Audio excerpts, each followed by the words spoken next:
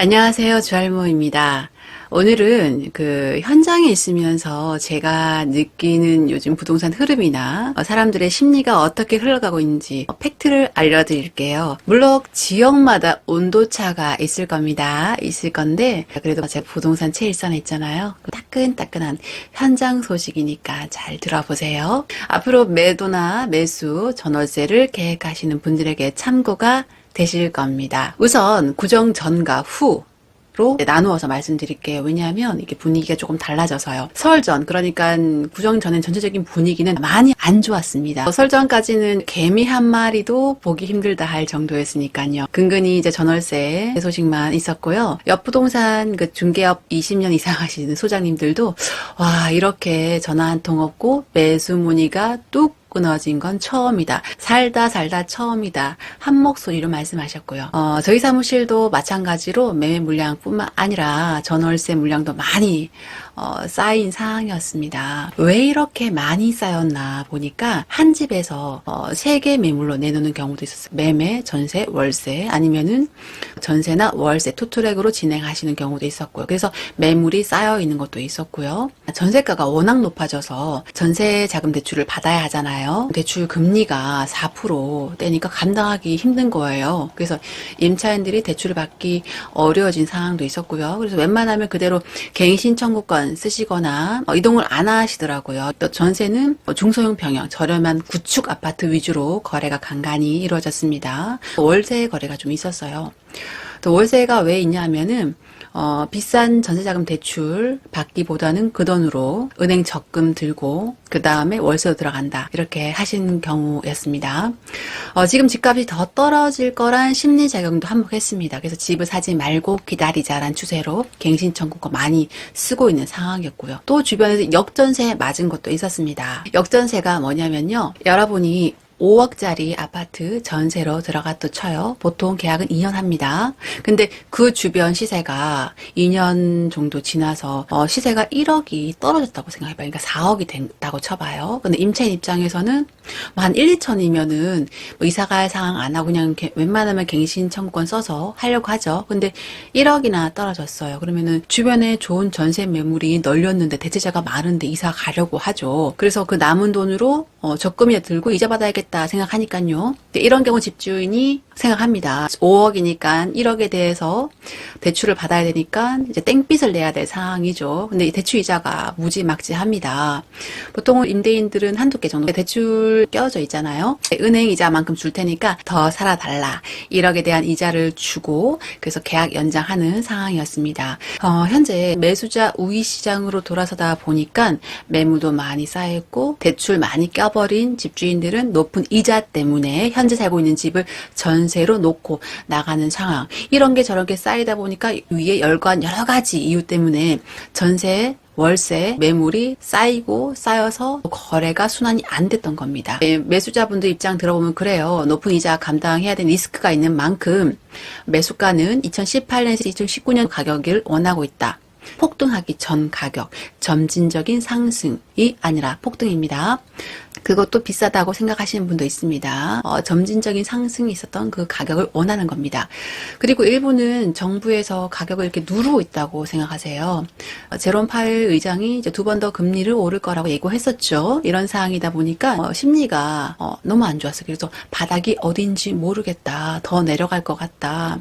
올해 하반기까지는 기다리겠다는 심리가 좀 팽배했습니다. 그리고 또 어떤 분은 집을 꼭 사야 되는 분인데, 필요하신 분인데도 하락장인데 못 사겠다. 근데 그분 항상 이렇게 얘기했어. 나는 하락장이 돈을 살 것이다. 기다리셨는데 막상 하락장이 되니 하락장이 아닌 상승장에서 사시겠다 이렇게 얘기하시더라고요. 이렇게 군중 심리가 참 무섭죠. 근데 구정이 지나자 금매 위주로 거래가 꿈틀거립니다. 인근 주변 단지 5억대 초반 하던 매물 금매들이 우르르 소진되면서 거래가 이제 계속 터지고 있고요. 현재 금매는 거의 다 소진되었습니다. 가격은 5억 초반, 중반, 후반 하던 금매는 다 거래가 되었고 6억대로 올라온 상황이에요. 6억대로 올라오다 보니까 더 입지가 좋은 옆 단지로 지금 수요가 이동한 상태예요. 옆 단지 매수 문이 늘어났고요. 거래 종료가 계속 올라오고 있습니다. 가격이 조금씩 오르니까 타 단지로 번지는 상황입니다. 또 분양권 매수 문의도 있었습니다. 특히 분양가가 이제 저렴한 신축 아파트 주변 시세에 비해서 낮은 금액으로 형성된 신축이죠. 그런 아파트 분양권 매수 문의가 있었고요. 오늘 같은 경우도 분양권 매수하시겠다고 전화를 꽤 받았습니다. 저 같은 경우도 공실인 아파트가 6개월째 전화 한 통 없다가 고정이 지나니까 전세나 신혼부부 매매로 하고 싶다고 보시고 싶다고 손님들이 보고 가셨고요. 이제 좀 전화가 사무실에서 오기 시작했습니다. 전국의 부동산 시세를 알 수 있는 사이트로 KB부동산과 한국감정원에서 조사한 시세 자료 볼게요. 이 자료는요, 전국의 공인중개사 표본조사를 산정하고 공인중개사가 전세를 직접 입력하는 방식으로 만들어졌습니다.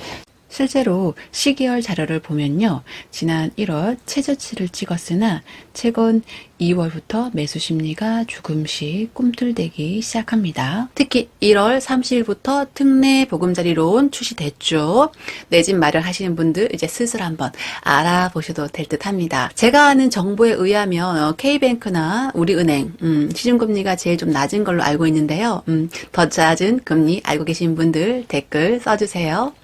그리고 K뱅크는 조건을 조금 더 깐깐하게 심사한다고 들었습니다.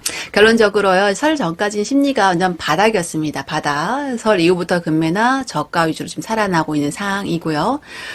그러나 이제 매수자들은 지금이 바닥인지 아닌지 모르겠다라는 심리가 팽배한 게 사실입니다. 그래서 제가 보기에는 현재 중요한 지표는 금리보다는 심리인 것 같습니다. 수요는 있어요. 수요는 있는데 수요가 죽은 게 아니었습니다. 심리가 죽었었죠. 갑작스럽게 이렇게 냉각된 심리가 조금씩 풀리려면 시간이 좀 걸릴 듯 해 보이고요. 대략적으로 알 수 있는 지표는, 이제 우리가 알 수 있는 지표는 거래량입니다. 가격보다는 거래량이 살아나야 됩니다. 거래량이 있어야 돼요. 내가 눈여겨보는 곳이 다른 곳에 비해 조금씩 빠르게 거래량이 개선되고 있는지, 거래가 활발한지 월별 거래량 체크, 그리고 실거래가 체크 한번 해보시고요. 또 나와 있는 매물 개수가 좀 줄어야 해요. 매매와 전세 개수 줄어드는지 지속적으로 한 모니터링 한번 해보시면 좋을 듯 합니다. 그리고 나서 움직이셔도 좋을 듯 해요. 또 급전세나 그 월세 나오고 있거든요. 그것도 잘 잡으시면 좋을 것 같습니다. 날씨가 많이 포근해졌죠. 이제 곧 봄이 올 것 같은데요. 꽃놀이도 갈 겸 나들이 삼아 부동산 임장 한번 나가보시는 거 어떠세요? 데이터 수치도 중요하고 다 중요하지만 가장 중요한 건 현장의 분위기, 이 목소리, 이게 정말 중요하죠. 이건 이제 과거의 값이 아니라 현재와 미래를 잘 대변해주는 지표니까요. 한번 임장 나가보세요. 아셨죠? 오늘 영상은 여기까지고요. 여러분들이 써주신 댓글 있잖아요. 엄청 꼼꼼하게 읽어보고 달아드리고 있습니다. 바쁘실 텐데 시청해주셔서 저 나름대로 감사 표시기도 하고요. 도와드릴 수 있는 부분은 제가 힘 닿는 데까지 도와드리고 싶어서 그렇게 댓글 다리가 드리고 있고, 네, 조금 부정적인 생각도 있고 다르신 분도 있고 감사하다는 글도 있었고, 네, 저는 그렇게 생각합니다. 댓글 써주시는 것만으로도 감사하다. 댓글 쓰는 거 어떠세요? 저는 여러 채널 구독하고 있지만 어지간해서 잘 안 쓰거든요. 댓글을 쓴다는 것 자체가 에너지가 들어간 일이고, 그리고 또 그건 제 영상을 끝까지 보셨다는 점입니다. 정말 감사할 일이죠. 그리고 우리 모두 생각이나 가치관, 살아온 환경 다 다릅니다. 다르죠. 그러니까 본인의 생각 얼마든지 낼 수 있습니다. 그러니까 댓글 자유롭게 달아주시고요. 그리고 궁금한 점 있으면 써주세요. 제가 아는 선에서 최선을 다해서 성심성의껏 답변 드리겠습니다. 지금까지 주알모였습니다. 전 다음 영상에서 다시 찾아뵐게요. 여러분 감사합니다. 안녕.